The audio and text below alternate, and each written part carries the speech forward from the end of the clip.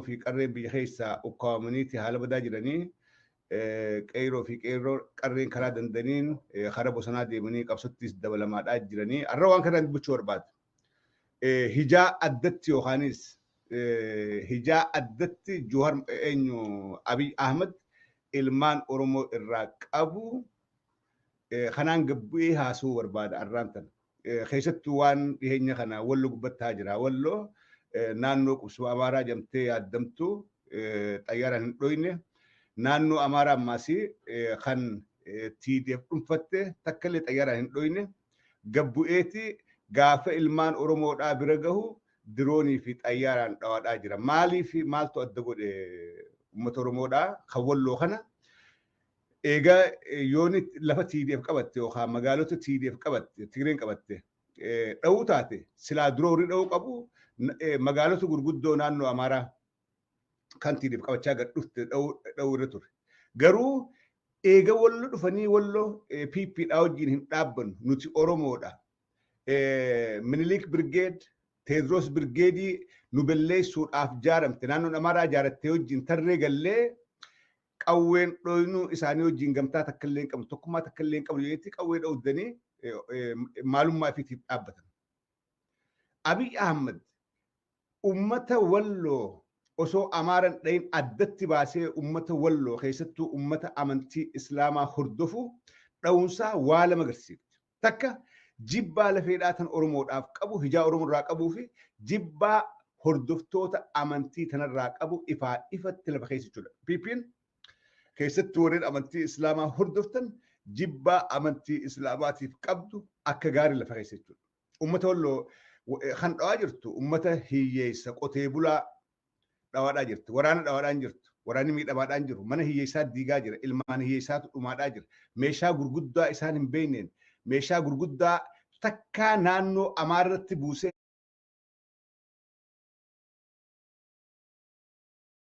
hin beekneen Abiy Ahmed ummata keenya hawalloodhaa cafaqaadhaa jira. Kuni jibbaa addatti Abiy Ahmed ilmaan Oromoo wallootiif qabu jechuudha.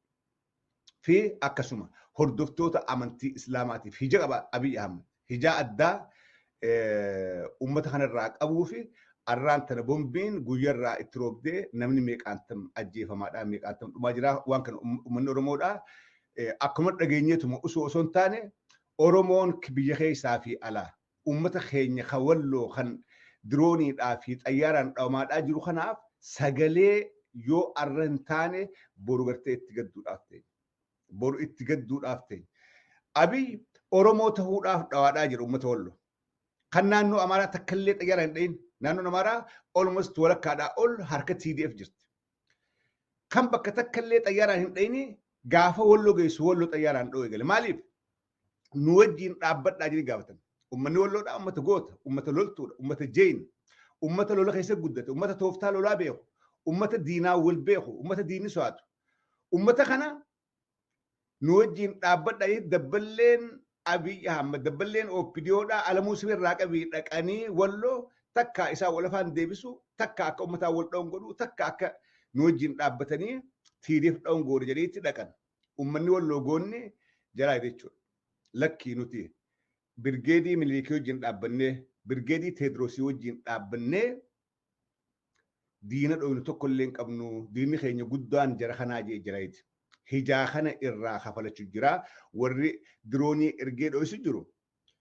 Warra Abiy Ahmediin marsee taa'u Daani'el Kibret faadha. Daani'el Kibret faadha.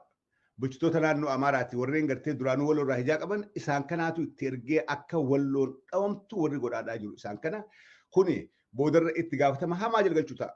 Nuti immoo Oromoo wanni godhuu qabnu uummata keenya kan wallootii wajjin dhaabbachuu, wajjin loluu, sagalee tahuu, diinagdeedhaan gargaaruudhaa fi isinii wajjin jirraa jennee abdii kennuufiin dirqama keenya Oromoota alaa fi keessaati. Hara kaaniin kanaan jira. Biyya keessaa oduu takka takkaan dhagahaadhaa jira. Gadda hunda keessatti waan nama gaddisiisu. OPDOn duriis akkanuma turte. Namoonni isii filattu nama kanaati. Ganda hunda keessaa gowwaa baalagee maraataadhaatti qawwee hiiteeti uummata keenya akka malee doorsaadhaa jirti. Nama gowwaa haadha abbaan kabanye, haa ollaan kabanye, hawaasa keessaa tuufame kana ifi qabdee qawweetti kennitee xiitii godhatte kennitee uummata kee saamii ajjeesii akkas godhettiin. Gowwaan kun takka safuun qabu, aalii isaan qaanfatu, ollaa isaan qaanfatu, gosa hin qaanfatu, lammii isaan qaanfatu, wanni inni yaadu gowwaadhaame waanuma arra yaadu arra nyaatu qofa. Duriyyee ganda keessaa waanuma arra nyaatu qofa yaadaa jechuudha. Warreen akkanaa kanaatu uummata keenya biyya keessaa ijoollee haadha jalaa qabee, dubartii garaa qabdu qabee, abbaa ilmaan irraa qabee akka kara lola kanaa deeman warri godhaa jiru warreen kana jechuudha. Arra maqaan shaneedhaa Oromiyaatti maqaa naggadaa ta'ee jira. Keessattuu karaa Harargee baafii dhiyaa kanatti maqaa naggadaa ta'ee jira. Milishaan gandaa ka fedheetu dhufee shaneedha siin jaa maallaqa kafalteef baafta. Milishaa gandaa ka fedheetu dhufee maqaa shaneetiin ilmoota siilaa hidha dhayixeeti maallaqaan baafata. Bakki itti batan hin jirtu, bakki itti dubbatan takka illee hin jirtu. An dhaamsi kiyya. Warreen arraan tana waan kana godhaa jirtan gowwummallee qabaattan waan kana ni beektan. Warreen arraan tana waan kana itti gaafatamu eenyu? Milishoota gowwaa isin ergitan kana osoo hin ta'in kaabinee gubbarraa isaan kana ajajee uummatatti ergee uummata miidhaa jiruutu itti gaafatamuudhaaf ta'a osoo ooleen bulle. Mootummaa Abiy tajiidira dhaabbattanii mootummaa Abiy tajiidde isin quban qabdan. Baadiyyaa keessaa waan Finfinneetti quban qabdan. Waan addunyaatti jirtu hin beektan. Qawwee nama kennitanii nama keessan doorsisuu keessatti warri itti gaafatamuudhaaf ta'u kaabinoota magaalaa fi naannoo saniitu itti gaafatamuudhaaf ta'a. Isin warra gowwaa filee gowwaa uummata keenyatti ergee uummata keenya doorsaa jirutu itti gaafatamuudhaaf ta'a. Waan kanarraa yoo dhaabbattan isiniif bareedaadha warri biyyaa. Kaabinootiin magaalaadhaa, bulchitoonni gandaa, warreen gubbarraa gad ergitan yoo waan kana dhaabdan isiniif gaariidha nuufii miti. Oromoodhaafii miti. Isiniifi irra gaariidha. Boru guyyaan itti gaafatamuudhaaf teessa waan arra gootaniif. Waan arra mootummaa Abiy abdattanii gootaniif guyyaan itti gaafatamuudhaaf teessan fagoodhaa miti. Kanaafuu dilii guyyaa borusa yoo firraa irriftan ammaan tana gaariidha. Keessattuu dandeessa warri qawwee qabdan fincilaatii mootummaa tana afaan deebi'a. San dadhabdoo naamusaan uummata keetii wajjin waliigalii dirqamaa fi qawween harka kaanii akkana malee jiraachuu hin danda'u waan hin nyaadhee dhugee ilmaan hin guddifadhu hin qabu. Tanaafiin qawwee fuudhee jii uummata keetii wajjin waliigalii uummataan wal tahiitii nagayaan naamusa keetiin jiraadhu. Hanga guyyaan dhufu. Mootummaa jiguudhaaf deemtu mootummaa facaatee jecha qa'ee ta'e keessatti qaaniidhaatii uummata dhaloota beektu. Uummata hundee isaanii beektu. Qawwee shikoos fannifatteedhaaf. Uummata kee hin doorsin qaaniidha. Qaaniidha. Borumaa dhifiin jette mootummaan Abiy baatee taa'aa hin teessu. Addunyaan waraana jala guurattee jirti. Waraanni Ingiliz Keeniyaa seenee jira. Waraanni Ameerikaadhaa Jibuutiidha jira. Abiy kaasuun sakandii takka. Beeta mangisteen yoo bombi takka gubbatti darban Abiy kuteera. Sanbooda biyya tasgabbeessuudhaaf waraanni adda addaan seenaa haweenneedhaa. Humni jirtu jaaramtee seentii hanga tiraanzishinii godhan humna kacha kaan.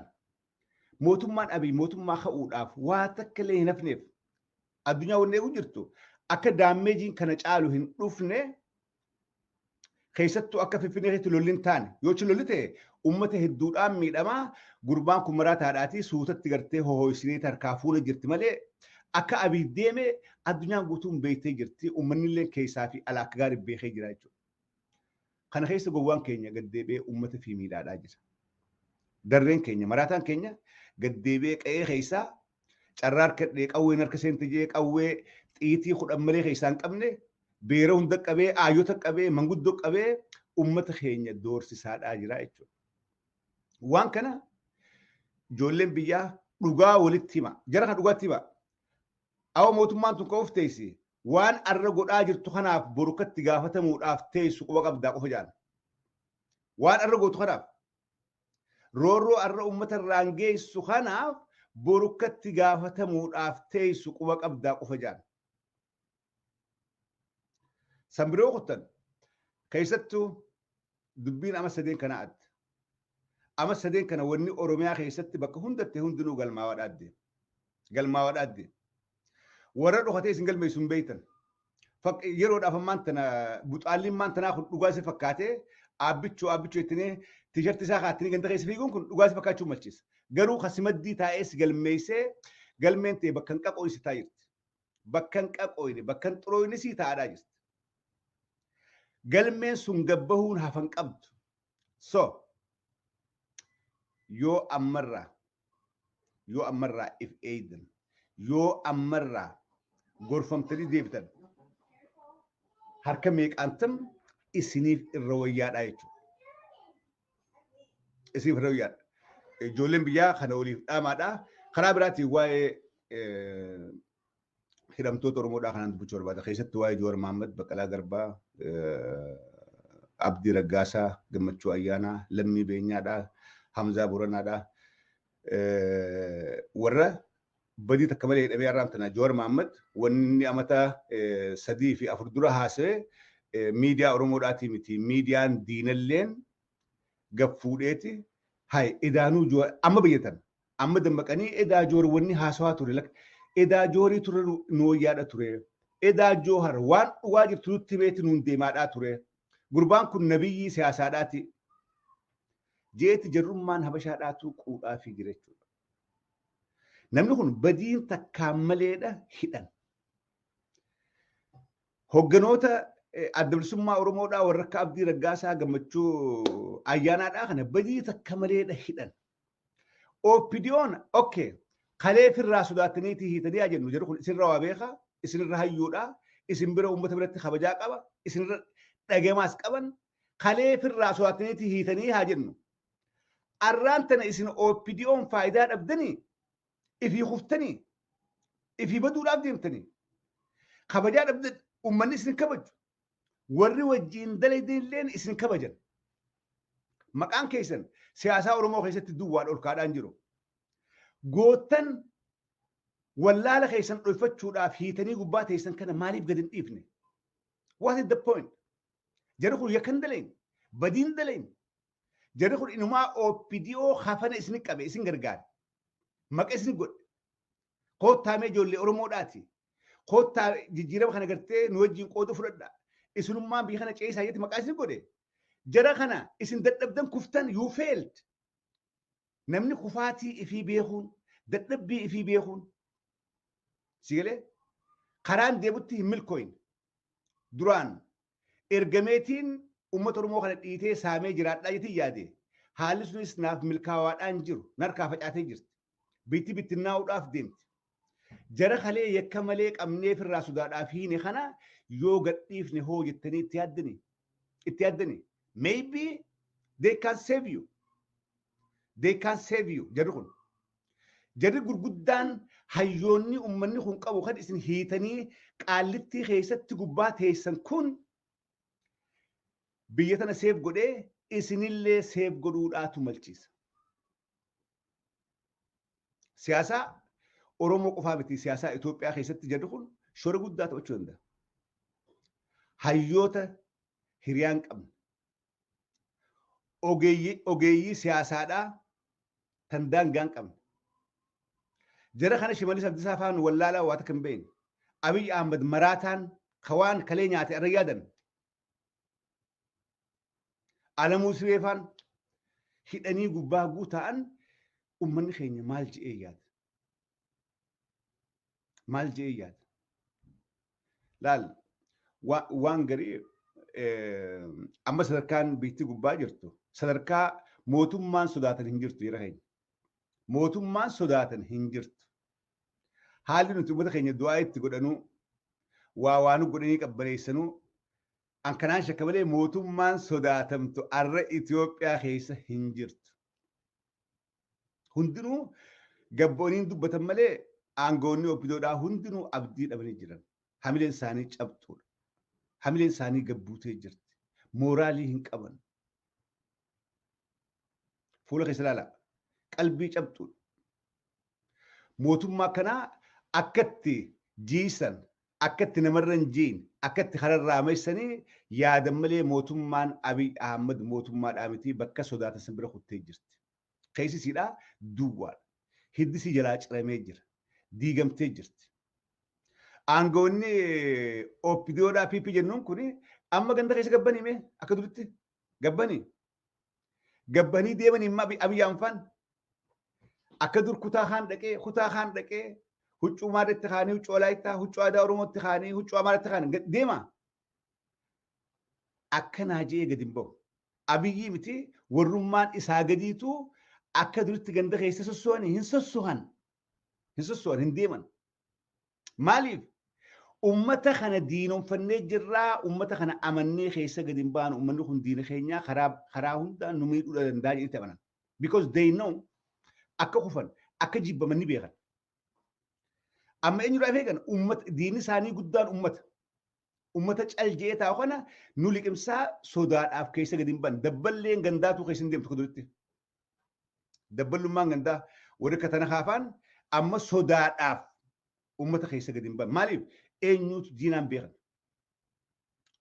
waraanni bilisummaa oromoodhaa bakka hunda guutee jira xiitiin eeshaan irra buutii waa takka illee hin beekan so mootummaa diigamtee sadarkaa kana jirtu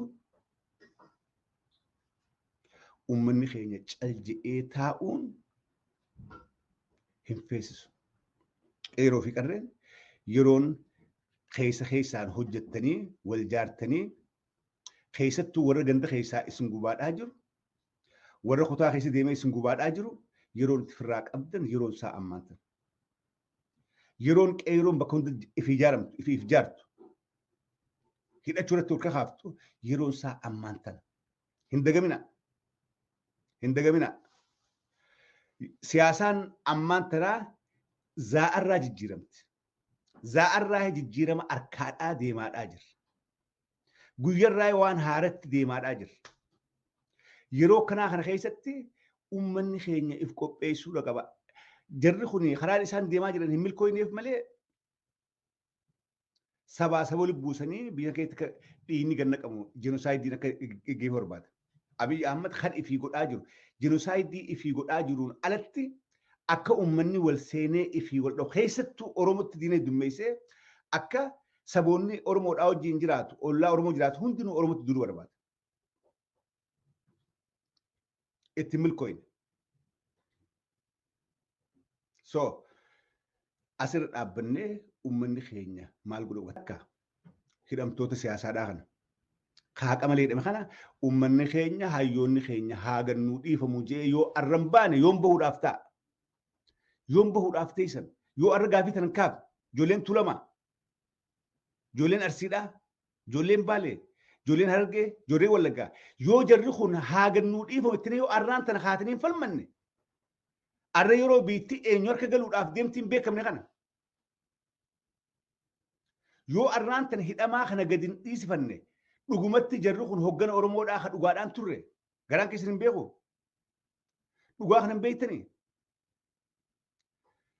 amala saba Amaaraa kan fira jiru qabna Amaara qofa gartee ka dhufeen du'aa harka dha'u ka arra kana harka dha'ee burhaan harka dha'u Amaara qofa Habashaadha Oromoon ummata dhaabbii qabu ummata waan deeggaru maaliifiin deeggaraa beeku ummata waa wajjin dhaabbatu maaliifiin wajjin dhaabbadhaa beeku Oromoon kalee jarri kuni Oromoodhaaf jecha isiniif jecha qeeroo fi qarree manguddoo fi daa'ima Oromoodhaa ka biyya keessa jiruuf jecha jarri kuni guyyaa meeqeef beelessee agabuu taa'ee biyya galee hidhamee daaraa taa'adhaa jira. Jarri kun bara yoo obbidoo ta'e yoo akka Abiifaa silaatanii bara silaa akkasuma malee silaatanii bara dandeetti qabanii ogummaa qaban silaa nagaanii boonanii jiraatan. Garuu garaadhaaf jecha dhugaa ummata keenyaa hin awwaallu jedhaniiti joor maamafaan arraan tana mana hidhaa keessaa gubachaa jiran. Eenyuuf isiniif isin warra biyya keessa jiruufi gubachaadhaa jiran. Isiniif beelawaadhaa jiran. Isiniif salphachaadhaa jiran.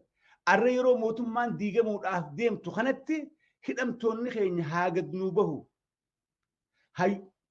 Hayyoonni keenya badii maleedha hidhameetii haa gadnuu bahu jettanii falmuun akkam ulfaatti. Jarri kun bar lubbuu isiniif kenne. Gama eenyu Abdii Raggaasaa fa'aa warra umrii isaa ijoollummaarraa qabee qabsaa'e. Mana hidhaadhaa jira. Eenyuuf? Oromoodhaaf jecha isiniif jecha. Maqaa Oromoodhaati maaliif dhugaa Oromoodhaa dubbatta? maaliif haqa Oromoodhaa haaftaa fi Abdii Raggaasaa manidhaa keessi waan biraatii miti. Baqqalaa Garbaadhaa silaa akka nam tokkotti dalagee yookaan diinan maxxanee quufee ilmaan isaa boonsee jiraachuu danda'a. Har'a garuu mana hidhaa keessaa wanni rakkachuu jiruuf eenyuuf? Isin ilmaan Oromoodhaatiif. Isin warra biyya keessaa gabrummaadhaan gubachaa jiru kana dukkana keessaa baafnaa dhugaa saba kanaan awwaallu garaa keenya gorree saba keenya hin gannu jedhaniitti mana hidhaa keessaa rakkachaadhaa jira. Obboleeyyan kee dhageeffadhaa. Jara kana haatanii gamtaadhaan falmattanii gadhiisifachuun biyya keessaa yeroo isaa ammaan sana. Silaayis waan jechuu qabdu jenna malee wanni jennu kun hojii irra ooltii jeetii miti. Maaliif natti hafti? Haa dubbadhee ta'uu baattu. Yooni ammaan tana haatanii hayyoota keessan kana gadi hin dhiisifan. Yoo amma dandeettii qabdaniin falmattanii akka kaletti gootummaa qeeroo qarreedhaan maas haaretti hin garsiifne nuti yeroo hunda ka dhufuuf mataa qaqqabanneetu bullaa jechuudha. Ka dhufu hundinuu kaayyoo fuudhan hundinuu abbaadha. TPLF gaafa gasseente an dhibbatti amantii irraan qabu dhugaa siima. Amantii irraan qabu. Akka nam tokkotti waliigaltee ollaadhaatii fi TPLF an waliigalteen diina gamtaa qabaachuudhaaf gaariidha. Garuu akka nam tokkotti amantii irraan qabu. Diinni kee diinu si gana anytime.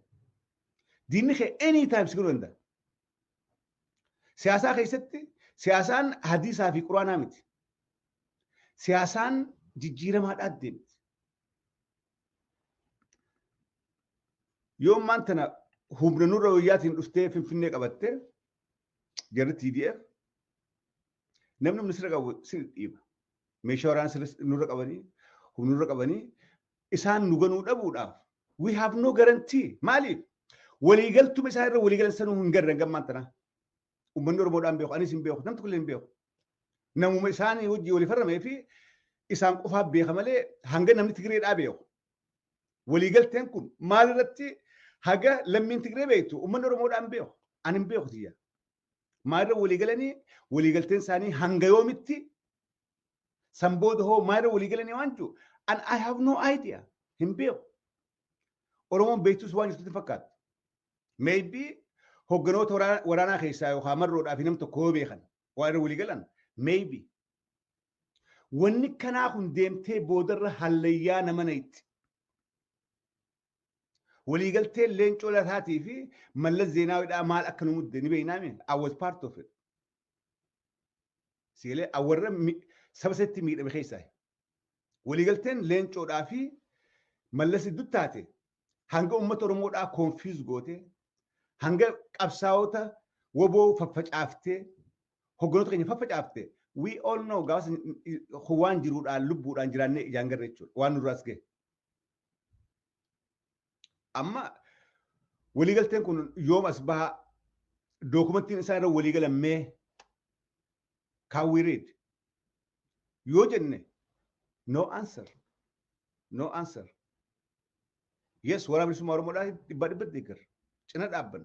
Waan dandeenyu ni gargaara. Garuu waliigaltee siirasii kanaa kana guuni diinaa wajjin mallatteessitu. Keessattuu diina humna sirra qabu wajjin.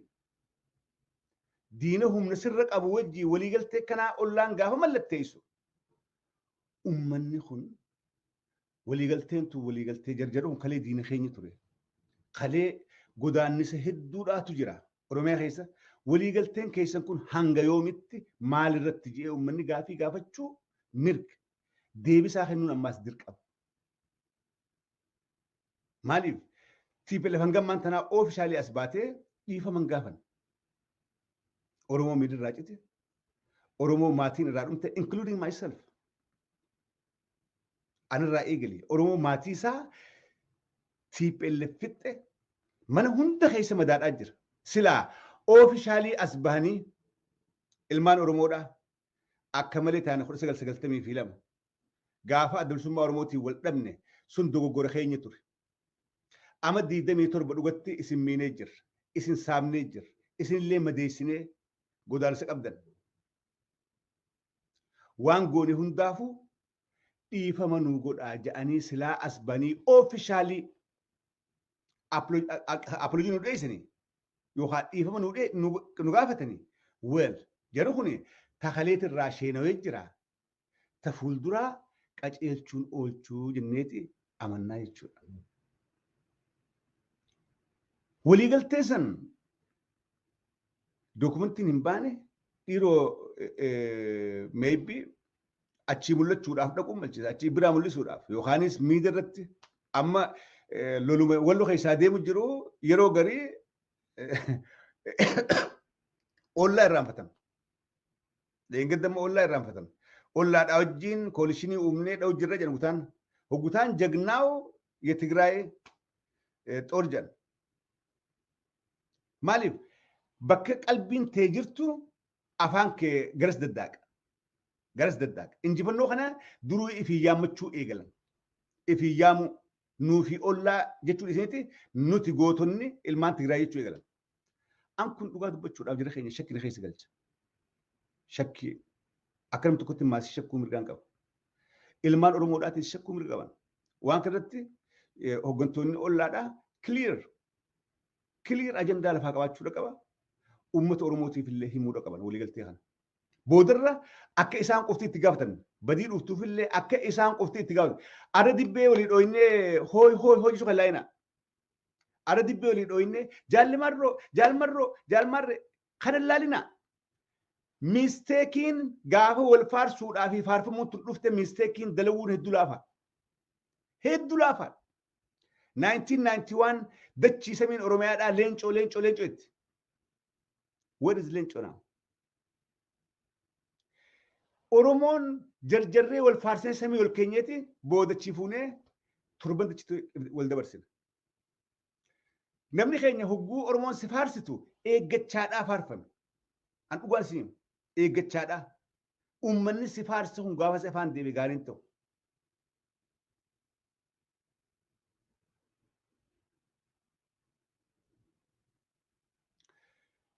Ajandaan irra walii galame kana TDF wajjin at least hoggantoonni hawaasaa, hoggantoonni qabsoodhaa, kaadiroonni qabsoo bilisummaa Oromoodhaa beekuudha qabaa jeetiin amana. Beekuudha qaban. That's the only way we can defend them. Kan nuti leen ol baanee dhugaatan dubbachuu dandeenyu yoo waan kana beekne qofa dubbachuu dandeenyu. Now we have no idea. Maayirra walii galan hin beekne. Abbaan fedhe hin beeku. Mee namni anaa beeka jiru asaa ba'u. Mucummaan dhaqee mallatteessinuu waan beekutti hin fakkaatu. Mucummaan dhaqee dhaqiitoo mallatteessee malee mucummaan dhaqee mallatteessee odaa torbiidhaa waan beekutti hin fakkaatu. He has no idea. Maal mallatteessitee maal walii galtanii dubbiftee jirtaa maybe not.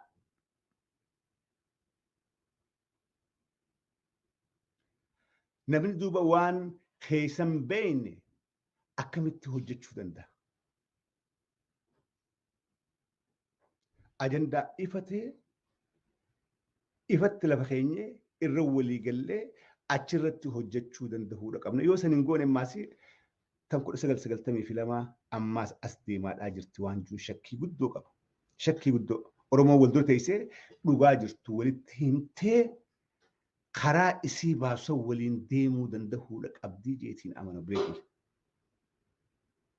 Kun waan boodarra karaa khasaaraa si oofaa yookaanis injifannoo keessatti gufuu tahaa ammarraa if dura dubbachaadhaa ifirraa laalaa deemuun akka